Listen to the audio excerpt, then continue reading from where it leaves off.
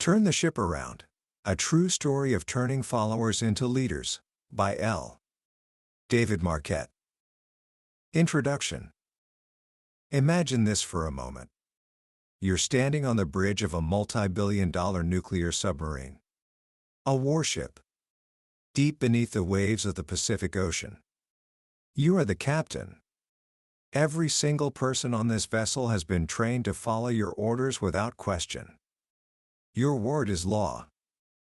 The crew is running a drill. The nuclear reactor has been shut down, and the submarine is running on a small backup electric motor. It's quiet. Things are going smoothly. Maybe a little too smoothly. So, you lean over to your most senior officer on watch and you say, "Let's put some pressure on them. Increase speed to ahead 2/3. The officer, a man with years of experience, turns and gives the order to the helmsman, ahead 2/3. And then, nothing happens. A few awkward, silent seconds pass. The helmsman is squirming in his chair, but he hasn't touched the controls. You feel a flicker of irritation. This is a simple order. Why isn't it being followed? You ask the helmsman what's going on.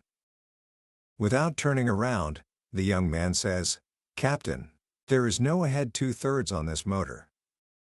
In that one moment, the entire traditional model of leadership shatters. You, the captain, the expert, the one who is supposed to know everything, have given an impossible order. An order that was simply wrong. And your most senior officer, a man who knew you were wrong, repeated it anyway. Why? He later explains, "Because you told me to." He thought you, the captain, must have learned some secret in your advanced training that he didn't know about. This is not a hypothetical scenario. This is a true story, and it happened to Captain L. David Marquet. And that experience became the catalyst for one of the most profound leadership transformations ever documented. Today, we're diving into his book, Turn the Ship Around. This isn't just another business book filled with theories.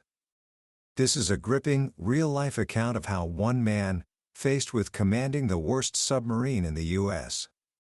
Navy, threw out the rulebook and discovered a radical new way to lead. By the end of our time together, you'll understand a secret that took Captain Marquet a career to learn: how to stop giving orders and start building leaders. It's a principle that can turn any team, whether it's in a school, a business, or your own family, from a group of passive followers into an unstoppable force of engaged, brilliant minds. So, let's set sail on the USS Santa Fe and discover how they went from worst to first. Book summary. Our story doesn't begin with triumph. It begins with pain.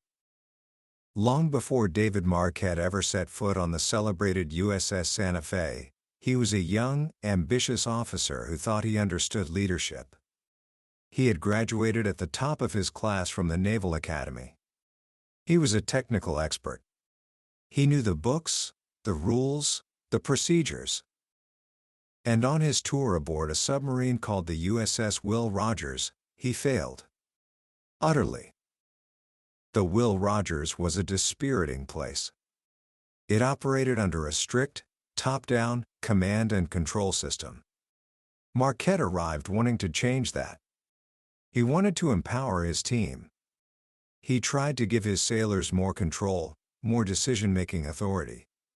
He wanted them to feel the passion and ownership he'd once felt as a junior officer. But it all backfired. His attempts at empowerment led to more mistakes, not fewer. Schedules slipped. Work had to be redone. He overheard his own people wishing for the old boss back, the one who would just tell them what to do.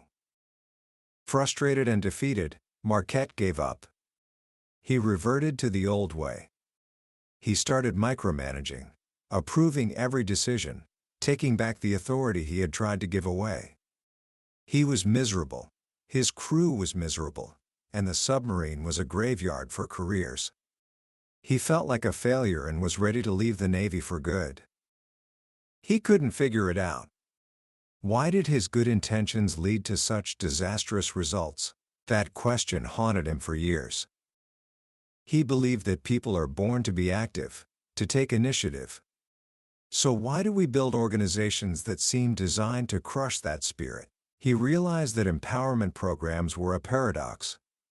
The very act of a leader saying, "I will now empower you," reinforces the idea that the leader is the one with all the power to begin with.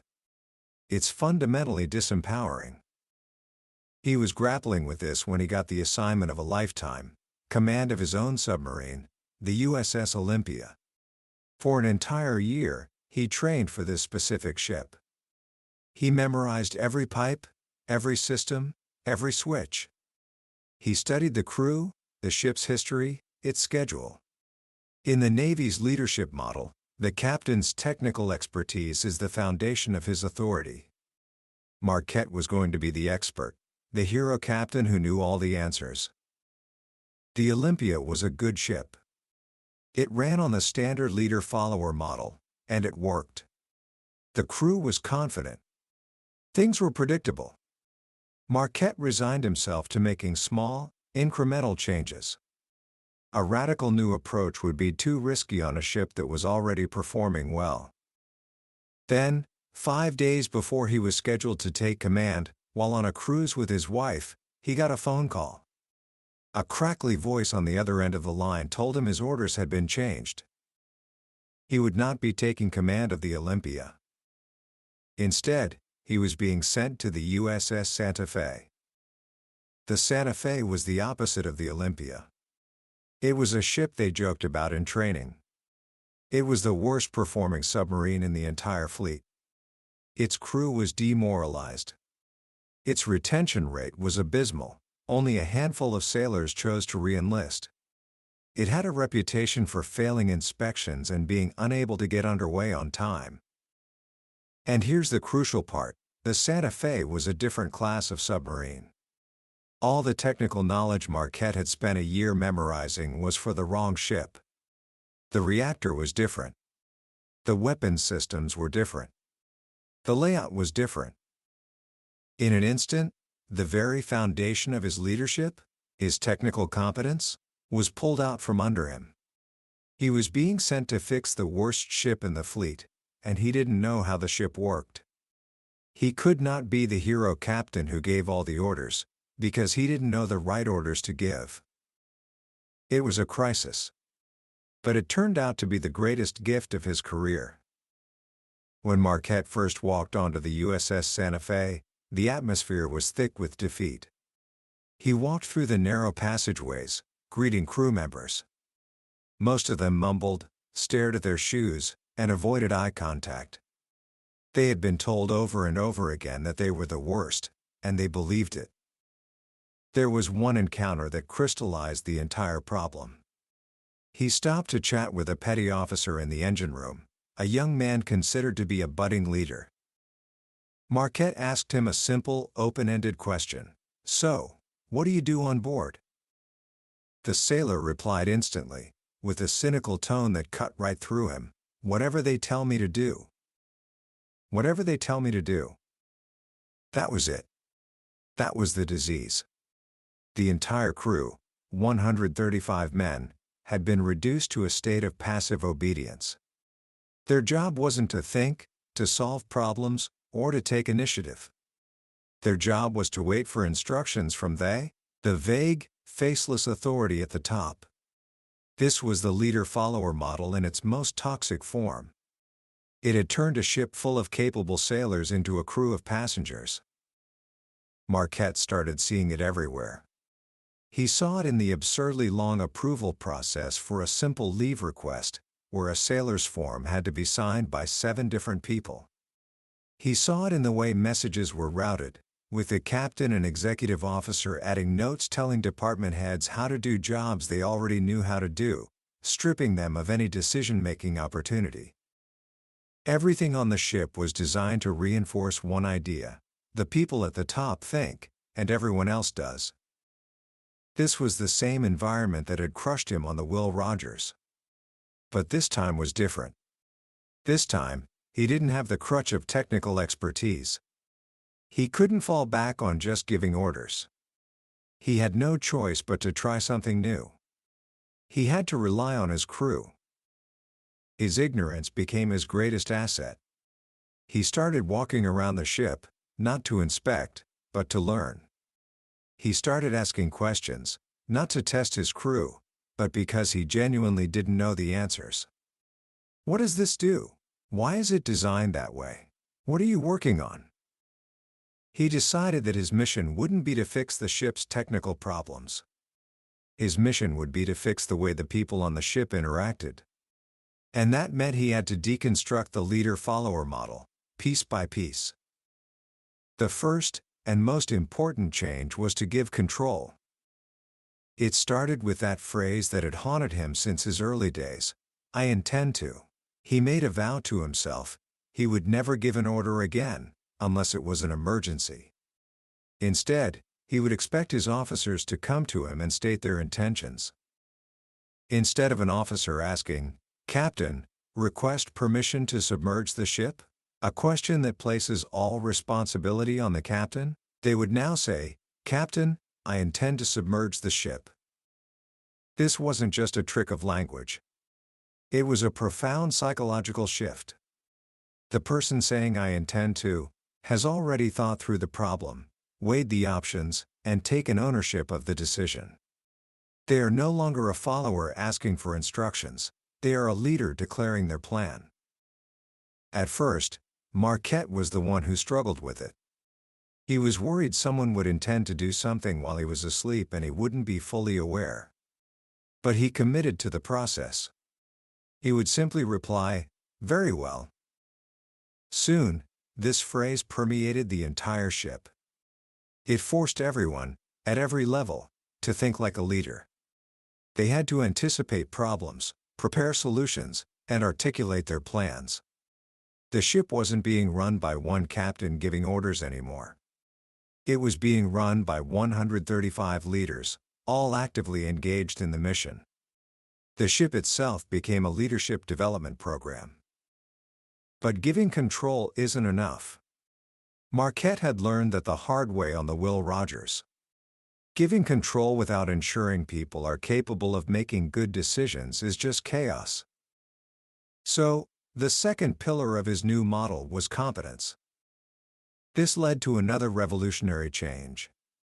One day, during a drill to submerge the ship, the crew became confused and made mistakes. Afterwards, in the debrief, Marquet asked why. A young sailor spoke up with brutal honesty. He said that before every evolution, a supervisor reads the procedure out loud in a briefing. But, he admitted, "Captain, no one listens to those briefings. You just sit there thinking, 'I already know how to do this,' so you don't pay attention." A briefing is a passive activity. The responsibility is on the briefer, while everyone else just shows up. So, Marquet made a decision: we will no longer do briefings on this ship. The silence in the room must have been deafening. Briefings are a cornerstone of military operations. Instead, they would do certifications. A certification is the opposite of a briefing. In a certification, the leader asks questions of the team. Each person has to prove they are ready. They have to demonstrate their knowledge. What's the first step? What happens if this valve fails? What are you going to do if you see this reading? The responsibility shifted from the leader to the participants. Everyone had to prepare. Everyone had to study. And crucially, a certification is a decision point. If the team isn't ready, the evolution is postponed. Suddenly, you'd walk around the ship and see sailors studying on their own time, without being told. They knew they would be held accountable for their knowledge. They were taking ownership of their competence. This also gave birth to another powerful mechanism: take deliberate action. After a sailor made a mistake by accidentally moving a switch that was marked with a red danger tag, the team spent 8 hours analyzing what went wrong. The common excuses came up: we need more training, or we need more supervision. But Marquet realized the problem was deeper. The sailor was on autopilot. He wasn't thinking, he was just going through the motions. Take deliberate action meant that before touching any control, the operator would pause, point to the control, and say out loud what they were about to do. For example, shifting number 1 reactor coolant pump to fast. Then, after a deliberate pause, they would act. This wasn't for show. It was a mechanism to engage the brain before engaging the hands. It broke the autopilot mode. It also had a remarkable side effect. That small pause gave teammates a chance to catch a potential mistake before it happened. The organization was becoming more resilient. Mistakes were being stopped before they could propagate through the system. So now, Marquet had a crew that was taking control and building competence. But there was one final piece missing: clarity. If you give people control, and they are competent, they still need to know what the goal is. They need to understand the purpose of the organization, so their decisions are aligned with it. One of the biggest shifts in clarity came from changing the crew's core motivation. When Marquet arrived, the entire culture was focused on one thing: avoiding errors. The goal was not to screw up, not to get in trouble, not to make a mistake. But a culture focused on avoiding mistakes is a culture of fear. It stifles initiative and creativity. The best way to not make a mistake is to not do anything. Marquet flipped this on its head. The new goal was not to avoid errors, it was to achieve excellence. Reducing mistakes would be a natural byproduct of striving for greatness, but it would not be the primary focus. This simple shift changed everything. It gave the crew permission to try new things, to innovate, and to reach for something more than just not failing. This focus on clarity was tested in the most human way imaginable with a sailor they called Sled Dog. Sled Dog was a hard-working quartermaster, but his team was severely undermanned. He had been working a brutal watch schedule for days, 6 hours on, 6 hours off, with almost no sleep. He was exhausted. As the ship pulled into port, he finally snapped. He said, "Fuck this shit," walked off the ship, and went AWOL, absent without leave. Immediately, the old-school thinking kicked in. Some of the senior leaders wanted to punish him harshly. Make an example of him, they said. But Marquet dug deeper. He discovered the systemic failure that had pushed this sailor to the breaking point. While Sled Dog was running on fumes, some of his supervisors had lighter watch schedules. The system was unfair. So Marquet did something a captain is not supposed to do. He walked over to the barracks himself, found Sled Dog in his room, and talked to him. He saw the exhaustion and frustration. He tore up the disciplinary report and told the young man to get some rest and be back on the ship in the morning.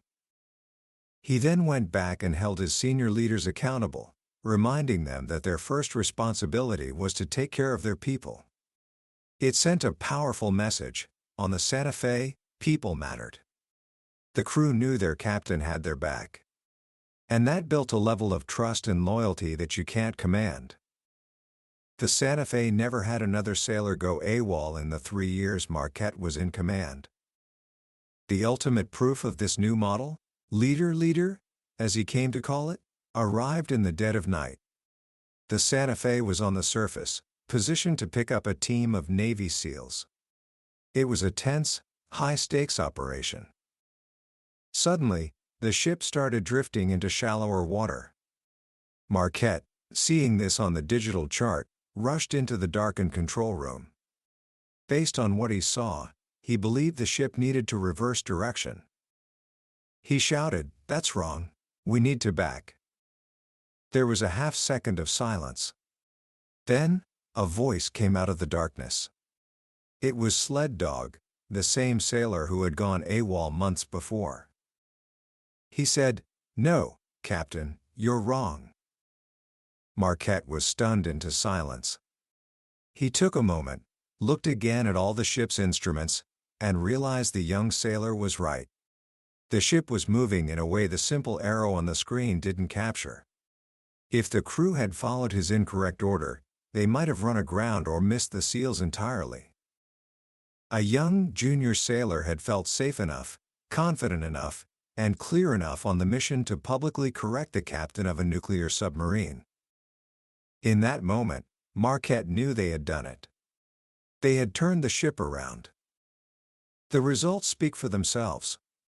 The USS Santa Fe went from being the worst submarine in the fleet to the best, winning awards and earning a reputation for excellence. But that's the short-term story. The real legacy of the leader-leader model became clear years later. An unprecedented number of officers and enlisted men from Marquette's Santa Fe went on to achieve extraordinary success. 10 of his officers were later selected to be submarine commanders themselves. The ship had become a factory for creating leaders. It wasn't about one charismatic captain. It was about a system that unleashed the potential that was already there in every single crew member. They had replaced a model that created followers with a model that built leaders. Commentary. When you really step back and look at the story of the USS Santa Fe, the most powerful lesson isn't about leadership techniques. It's about a fundamental shift in how we view human potential. The traditional leader-follower model is built on a subtle, and I think pessimistic, assumption that a few people at the top are smart, and everyone else needs to be told what to do. It's a model of control. We see it in our schools, our businesses, and our governments. What David Marquet discovered, almost by accident, is that this model wastes the greatest resource any organization has: the intellect, creativity, and passion of its people. The sailor who says whatever they tell me to do isn't lazy or stupid. He is a product of a system that has trained him not to think. The leader model is built on a different assumption, that there is genius and energy in everyone, and the job of a leader is not to command and control, but to release that potential. It's a model of emancipation. What strikes me most about Marquette's journey is his humility. His great breakthrough came not from his strength, but from his weakness. When he lost his technical expertise, he was forced to be vulnerable. He had to trust his people, and in doing so, he allowed them to become trustworthy. He had to listen, and in doing so, he gave them a voice. This story turns the idea of the hero leader on its head. True leadership isn't about being the smartest person in the room, having all the answers, and giving perfect orders. It's about creating an environment where the person with the best information can make the decision. It's about building a team so resilient that it can succeed even when the leader is wrong. So, how can you start applying this in your own life, right now? You don't need to be the captain of a submarine. First, just try changing your language. The next time you're about to ask your boss or a teacher for permission, pause. Instead, try framing it as, "I intend to." It's a small change, but it forces you to take ownership. And if you're in a position of leadership, the next time someone asks you what they should do, resist the urge to give them the answer. Ask them a question instead. What do you think is the best course of action? Create a space for them to think. Second, look for one small, bureaucratic process that creates friction and ask, can we push the authority for this down one level? Maybe it's approving a small expense, or changing a minor detail on a project. Find one place where you can give control away. Marquette's change to the leave chit policy was a one-word change in a manual, but it had massive cultural ripples. Finally, in your next team project or study group, try to certify instead of brief. Before you start, don't just have one person explain the plan. Go around the room and ask each person to explain their role and how they've prepared. Make sure everyone is intellectually engaged before the work begins. The journey of the USS Santa Fe shows us that greatness is not a matter of brilliant orders from the top. It is the cumulative effect of many small acts of leadership, at every level. It's about creating a place where people don't just come to work, they come to think, to contribute, and to lead. That was a summary of Turn the Ship Around by David Marquet. We've explored the core ideas today, but a summary is like looking at a map of a beautiful country. The map can show you the path, but it can't give you the experience of the journey itself. The real power of this book is in the stories, the details, and the human drama of Marquet's struggle and his crew's transformation. If any of the ideas we've discussed today have sparked something in you, a frustration with the old way or a hope for a better way, I'd truly encourage you to pick up a copy. Reading it isn't just about learning leadership theory, it's about witnessing a real-world revolution that can genuinely change how you see yourself, your team, and what's possible. Also, if you found this journey valuable, please take a moment to like this video and subscribe to the channel. It tells us we're on the right track and ensures you won't miss our next exploration into another one of the transformative books that shape the minds of the world's most successful people. Let's keep learning and growing together.